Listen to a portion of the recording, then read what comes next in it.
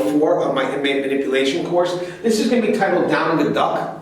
If you guys are entering the field of corrections, or if you guys are already in the field of corrections, you got to make sure you've read Down the Duck. It comes from the book from Diane Boston and Bud Allen called Games Criminals Play. This is a very needed read. You can even download just that story in itself, but you guys must read that book. It deals with what I call minimal compliance, and I'll get to that. But it also relates to that first law I mentioned in the intro about consistency and commitment. This is where, in my mind, where you can actually see an invisible process happening and the officer traveling down that path to the point where there's no return, but also the point where they begin to question, like, what have I done? What am I doing? This game here, Down in the Duck, is related to leverage that's created by the inmate. So when the officer has any doubt, or the staff member has any doubt in regards to granting a request from the inmate, they will go ahead and utilize that leverage to enforce the officer's decision or the staff member's decision to confirm what the inmate needs. Now, guys, real quick, Down in the Duck, it's kind of like Inmate Manipulation 101. It's when an inmate asks for you for something very small, not that big of a deal, and then eventually, once you grant that, it opens up the door for other minimal requests, but each request is a little bit greater than the request before until finally the inmate asks for something extreme like the uniform in this story, and then the officer has no choice but to give it to them, because if they don't, the inmate will then go ahead and say, well, this is what you've given me so far, and I'm going to wind up turning you in. So if you've read the book, you're familiar with that.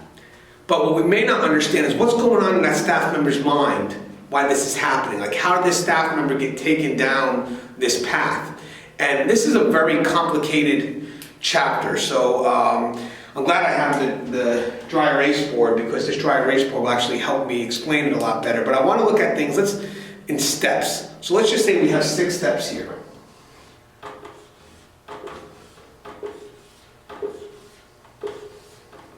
Six will be the final request, and 1 is the initial request. Now remember, guys, we're talking about the laws of influence, so we're talking about consistency and commitment. In order for an inmate to get me to finally grant him or her that final request, there has to be a consistency in my behavior for me to get to that point. And it really does start with that small request. And I believe in the story it may be a stick of gum or a pen.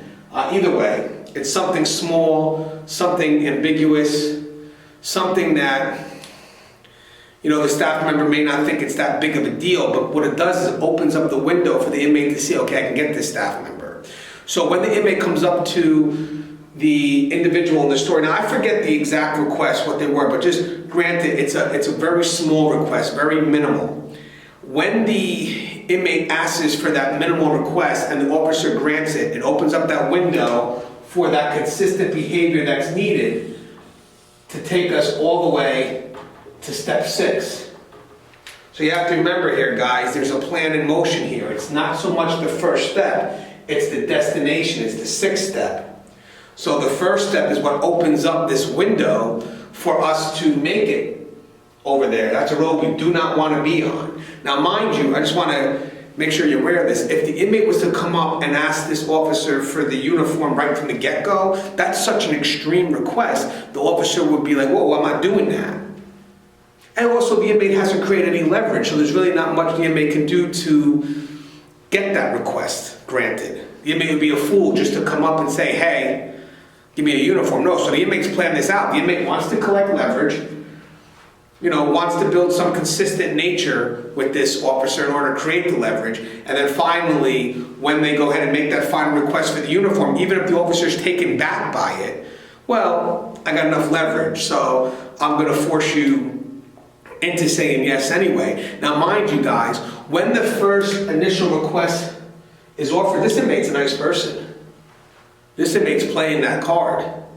This inmate is trying to be someone that this officer can trust, someone that this officer can rely on. And we're going to cover some of those laws later on, but we're talking about a feeling of obligation as well. What I'm going to do for this officer so they feel the need to do for me, and it kind of builds this false trust between the officer and that inmate.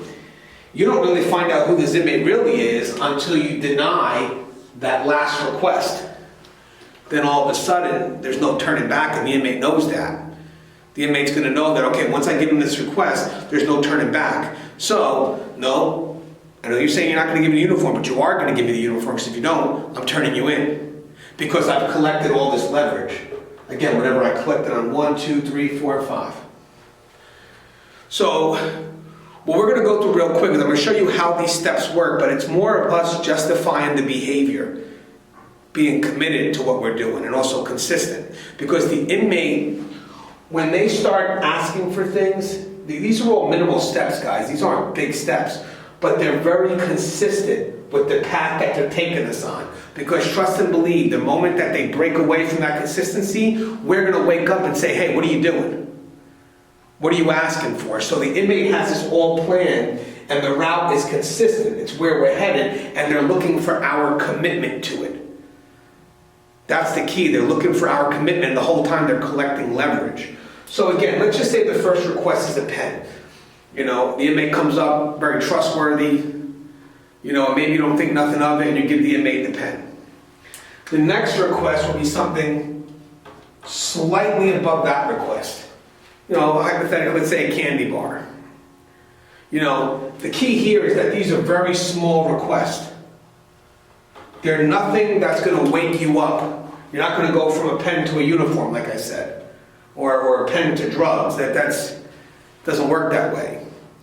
They're looking for consistency, but it's very slow moving. It's subtle. So again, you say yes to this request because there's really not that much of a difference between these two requests. So they ask for the third one, and you wind up saying yes again because there's really not that much of a difference between these two requests. You see what's happening, guys? The requests are going slightly a level up from the prior request. But the thing is, we're going further and further away from the first request. But we're only comparing it to the request before. So now we go up another notch. Now we're already on step 4. But because the request from step 3 wasn't that bad, well, step 4 is really not that bad because it's only a step above 3, very small step. So we go ahead and say yes to that. And then we go another level. We are all the way up here. But again, it's a small request as compared to the request prior. So now, what we have here is what I call minimal compliance. We're kind of slowly moving up these steps. And the problem is when we go to look back to justify our behavior, we don't look all the way back at step 1 to see if what I'm doing is wrong. We just go back to the prior step. Prior step's not that big.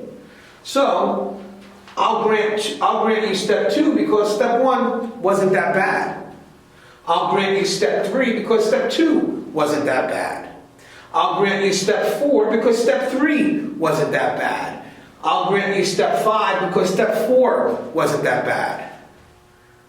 But what they're failing to realize here is that if you look from step 5, look how far you have traveled. Look how far that request has escalated.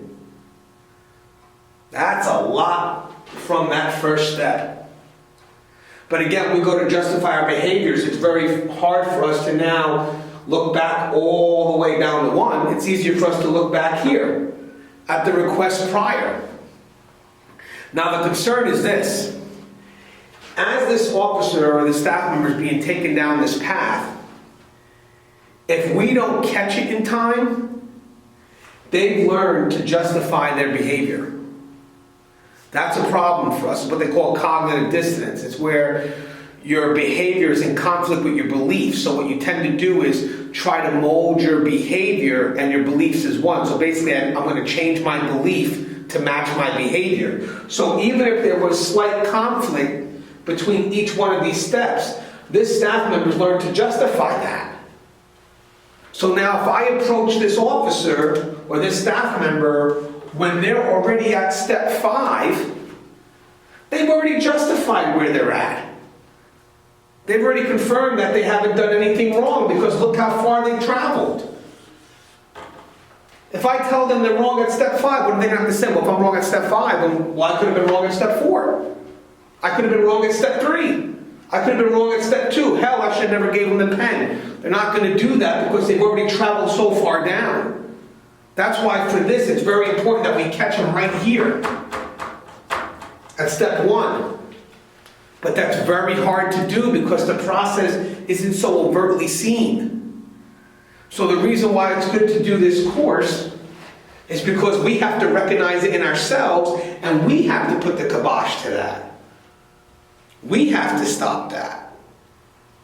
And the sad thing, guys, is if I go to approach that officer and they're already high up here and they've already justified that belief and what they're doing is not wrong, me approaching them later on and trying to tell them, hey, what you're doing is wrong, that may only reinforce their relationship with that inmate to prove that they're not wrong. Because again, they don't think they're wrong.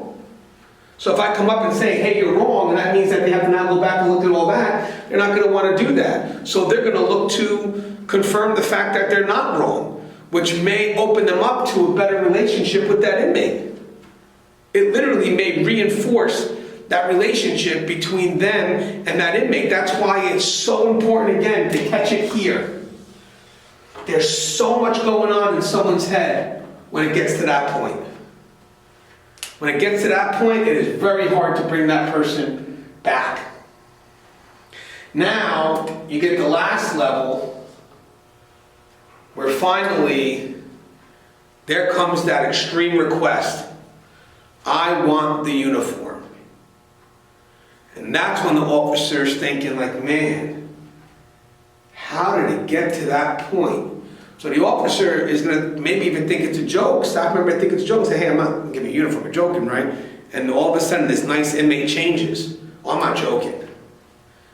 I have got everything you've given me at every step along the way.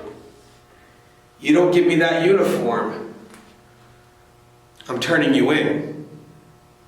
And the story, what happens is, because this officer kind of goes into covering their own selves, their own ass, they wind up giving the inmate the uniform.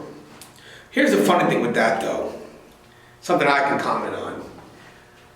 When the inmate asks you for that uniform, that's a wake-up call for anybody. That's a wake-up call for anybody. That's automatically going to let you know, oh my God, I'm on this path. Excuse me, could you lower your voice? Yes, sorry. So, sorry guys, I'm in a library. So at that point, once that inmate lets you know that, hey, I want that uniform, now it's been confirmed that, okay, I've been traveling down this wrong path. And this is what makes that wrong path evident, because now he's asking me for something that I cannot give. So now in an effort to cover their own ass, what do? They give the inmate the uniform because they're more concerned about protecting themselves. When the right thing is, hey, you know what? I messed up. I made a bad choice. Let me not make this affect everybody else. You know what? I'm going to turn myself in. That automatically neutralizes the leverage that the inmate has on the officer, and that will at some level at least give you that part of control back. Because this whole time you've never had control. You lost control this whole journey. So again, this is how Downing the Duck works. This deals with consistency and commitment, really pushing us along the way and us not really going back looking to see how far we've traveled. Again, it's very slow and subtle. This is really a true definition of the dangers of the process. So I hope I covered it well. I hope you guys understand this. Next topic we're going to do in video 5 is going to be authority. Authority is very important. We're also going to touch on shopping for staff and how that works and why those with a higher level of authority may have a bigger target on their back. All right, guys, thank you for watching video 4. Next video, video 5.